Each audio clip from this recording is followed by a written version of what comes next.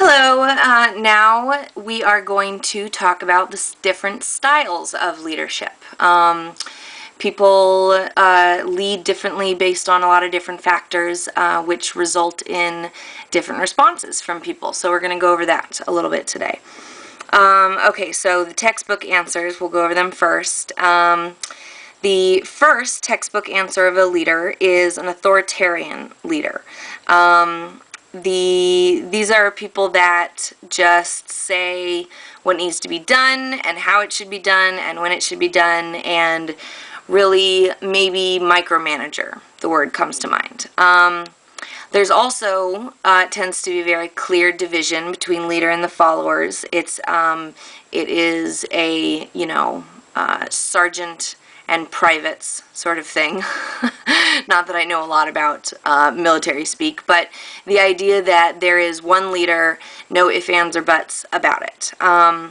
It says from about.com that researchers found that decision-making was less creative under authoritarian leadership.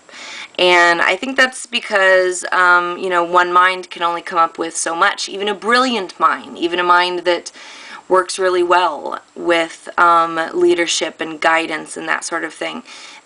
You're not going to get necessarily any, if you're not getting any input, then you only have a singular perspective on something. So an authoritarian is difficult to move from an authoritarian style to a democratic style than vice versa. And I have had an experience with that. I ran Foot Night, a foot fetish party, for years. And when I first started, I was younger and I wanted to be buddies with everybody, and I thought of all the girls that came to the party as my friends, and but then when they didn't show up and were kind of like, oh, Callie, don't worry about it, it's fine, Callie won't mind, and then tried to get a little bit more structured,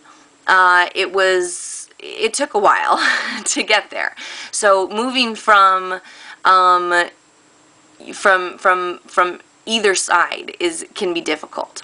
So people tend to be called, who takes the style, bossy, controlling, dictators. So as it says, this leadership is best applied when there is little time for group decision making, or where the leader is the most knowledgeable member of the group. And I think that there is certain times when absolutely positively a singular captain of the ship needs to be appointed, and that their decision just needs to be the final decision, because sometimes when you have to try to get a consensus, it can take a really long time, which leads me to, oh wait, see, I'm the boss. That's the style of authoritarian. I am the boss. Listen to me.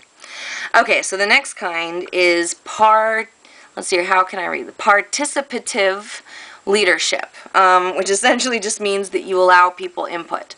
That rather than being, democratic, that rather than there being a singular leader, everyone is considered part of the leadership process and have, equal input, essentially. It says here that they're not as productive, and that's true, and that's because of what I mentioned, because when there's lots of cooks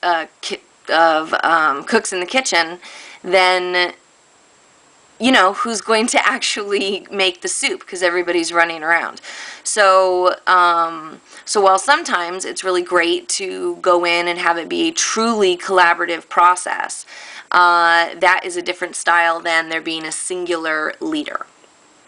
Let's be friends. Yay! Who votes yes? Who votes no? And wait until everybody votes one way or the other. Okay, so the last style here that they describe is delegative leadership, and that means that people that take this sort of laissez-faire leadership don't really care. Like, they're kind of leaders, but they don't really care. And so they really leave things up to whoever else is around. The delegation aspect, they don't even bother really with the official delegation. and just kind of leave decision making up to group members.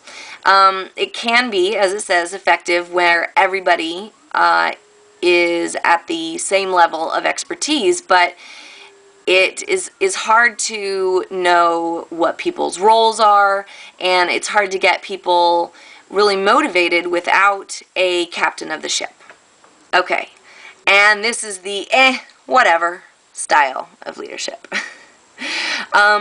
Okay, so these are the three main official styles of leadership, and the style and the way that someone leads is affected by a number of things. Their personality, if somebody is naturally short-tempered or